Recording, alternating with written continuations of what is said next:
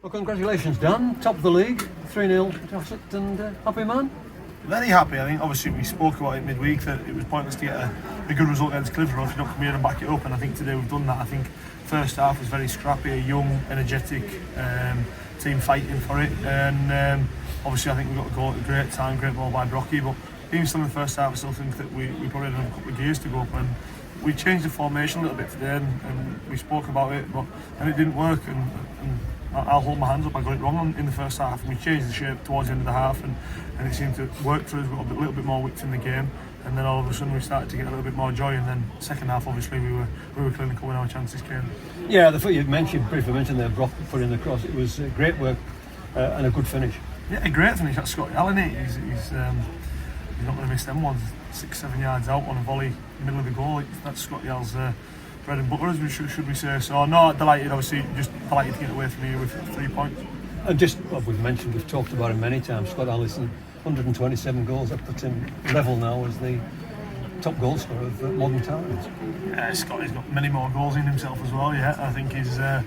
Like I say, I think he's starting to forge a really good partnership with Ruben, and I think the two of them are working well together. You've seen that when the lad made the block in the last 5 minutes, and it just sort of came back to Scotty after Ruben's reversed the pass. They're only going to get better and better. So, no, look, delighted, and as I say, a fantastic team performance today.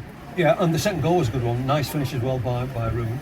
Yeah, great finish, great bit of play by Brad Carroll, getting his head up, and a lot of people would have just smashed that along the face of the goal. He's got his head up, cut it back, and a very well taken goal by Ruben. So no, delighted with it, and again that keeps Ruben ticking over as well. Yeah, and Sam Smith provided the third header from a corner, straightforward header. Yeah, Sam Smith's on the run against anybody's going to beat them in the air, and great delivery by Tinners, and you get the goal that you're looking for. We did identify that we felt that we could get joy against them with set pieces. We felt that we were a bit more physical about ourselves. I think Tinners will probably openly say his delivery in the first half wasn't up to his normal very high standards, but overall, like I say, when you look at it, it's been a clinical performance, and we've got out of here with 3 points. Yeah, that's good. And down to 10 men, both teams at the end, they got a man sent off and Ruben went off. First of all, how's Ruben? Because he was the victim of that bad tackle that got the red card.